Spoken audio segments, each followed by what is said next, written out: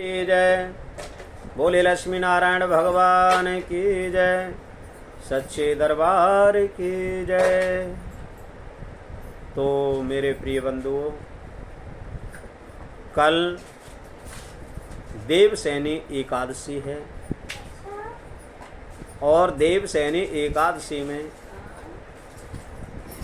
कल भगवान राजा बलि के यहाँ पर पहुँच जाएंगे। कुछ गांव देहातों में जिसे कहते हैं कि भैया धोंदा धरनी एकादशी है, बरसात होती है, प्रथम पानी उन छोटे छोटे माटी के जो धोंदा बनाए जाते हैं उन पर पड़ता है। भगवान नारायण और राजा बलि के यहाँ पहुँच जाएंगे। लोग कहते हैं कि भगवान शयन कर गए। भैया भगवान कभी शयन नहीं करते हैं, क्यों कि अपने वचन के अनुसार, वादे के अनुसार भगवान नारायण उस वादे को निभाने के लिए जाते हैं राजा बलि के यहाँ पर। क्यों कि जब जाते हैं तो यहाँ हमारे सभी विवाह कार्य आदि बंद हो जाते हैं और भगवान शंकर जी आ जाते हैं, गणेश भगवान आ जाते हैं, हमारे पितृगण आ जाते हैं, माँ भगवती आ जाती हैं। लोग कहें कि भगवान सो गए, कहाँ सो गए? भगवान कभी नहीं सोते हैं। अपने भक्तों के कार्य करने के लिए वो तो सदैव तत्पर रहते हैं। तो श्रावण के महीने में भगवान शंकर जी का रुद्राभिषेक, पूजन इत्यादि होना चाहिए। और आषाढ़ के इस महीने में जो एकादशी आ रही है वो है देवसैनी एकादशी।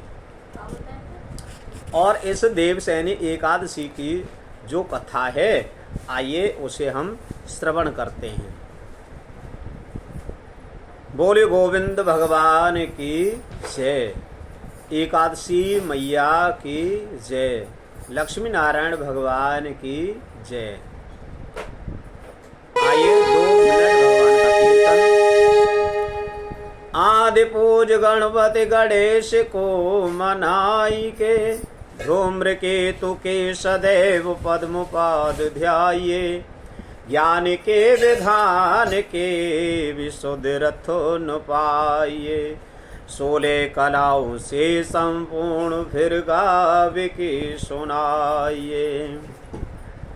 कोई भी शुभ कार्य किया जाता है तो माँ गौरी के लाडले को मनाया जाता है। गणेश जी का वंदन करते हैं, स्मरण करते हैं, मैया गौरी का ध्यान करते हैं और उसके बाद में फिर सत्य की ओर बढ़ते हैं। आइए भगवान की कथा को श्रवण करते हैं। कहते हैं कि धर्मराज युधिष्ठिर ने भगवान से कहा, भगवान हे नारायण, आपको देवसैनी एकादशी के व्रत के बारे में क्या ख्याल है? तो भगवान कहने लगे, बोले इस एकादशी व्रत करने से मनुष्य के सारे पाप नष्ट हो जाते हैं और वह सुख को भोगता हुआ बहुत समय पहले की बात है, जब सतयुग में बहुत धर्मात्मा राजा एक मानदाता हुए। राजा मानदाता जो हुए प्रजा की बड़ी सेवा किया करते थे। एक दिन और रात रहते प्रजा भी उनको बहुत चाहती थी। दुर्भाग्य से उनके राज्य में वर्षा नहीं हुई और वर्षा न होने का कारण ये होता है कि मनुष्य धर्म से अलग हो जाता है, धर्म नहीं करता, पुण्य नहीं करता, यज्ञ अनुष्ठान नहीं करता, तो उनके जीवन में कष्ट आता है। इसलिए दुर्भाग्यवश उनके राज्य में सूखा पड़ गई। प्रजा भूखों मरने लगी। क्यों? कि यज्ञ दान पुण्य आदि शुभ कर्म बंद हो गए। कहीं जाएं कथा करने के लिए, महाराज पैसे नहीं है, महाराज परेशानी चल रही है। तो जीवन में जब ही तो परेशानी आएगी भैया, जब आप धर्म से, अपने कर्म से अलग हो जाओगे। अब ये दशा राजा से देखी नहीं गई। प्रजा बहुत दुखी है। तो राजा मानधाता अपने रथ में सवार होकर के अपने गुरुजी के पास में पहुंचे और गुरु वशिष्ठ के पास में जाकर के, शरण में जाकर के उनको साष्टांग प्रणाम किया और निवेदन किया, हे गुरुदेव, मेरे राज्य में बहुत ही भयंकर अकाल पड़ा हुआ है। प्रजा भूख से तड़प रही है, मर रही है। हे भगवान, हे गुरुवर, ऐसा कोई उपाय बतावें जिससे ये अकाल नष्ट हो जाए, प्रजा की रक्षा हो सके। ऋषियों ने कहा कि हे राजन, तुम्हारी प्रजा अपने कर्तव्यों का पालन नहीं कर रही है, अपने कर्तव्यों को छोड़ करके वो अधर्म करने में लगी हुई है।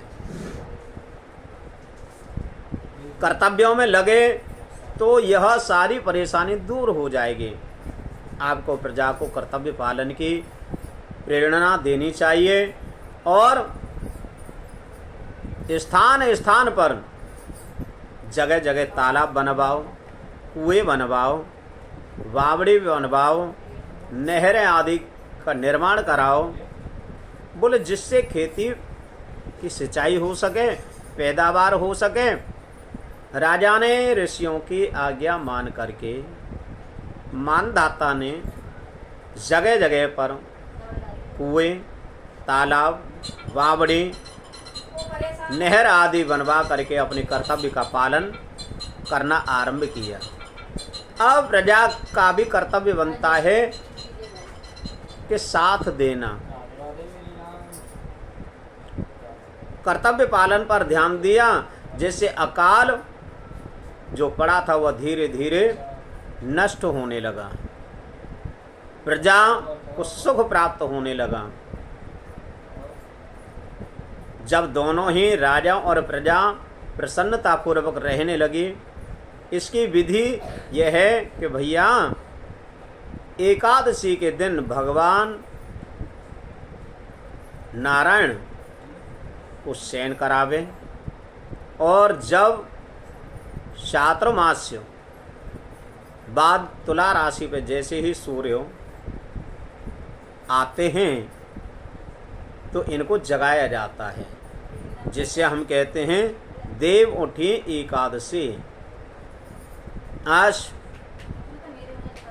मूर्ति को स्नान करा करके साफ सुथरे और आसन पर, चौकी पर विराजमान करें, स्थापित करें।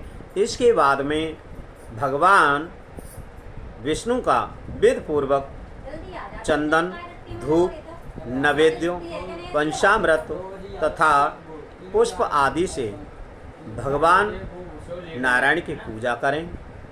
उसके बाद ब्राह्मणों को, संतों को भोजन करा करके, दान आदि दे करके उनको प्रसन्न करें और विदा करना चाहिए। इस एकादशी में जो फलाहार लिया जाता है, जो दाख होते हैं, किशमिश होती हैं, इनका सागार व्यक्ति को लेना चाहिए और विशेषकर समय को बर्बाद न करते हुए, चाहे जैसी परिस्थिति में हो वैसे ही मेरे गोविंद का भजन करते हुए समय को व्यतीत करना चाहिए। कहते हैं हमारे ब्रज के संत बड़े बड़े ज्ञानी कि श्वास श्वास पर कृष्ण भज और वृथा श्वास ना खोए, ना जाने या श्वास का आवन्य हो न हो। भैया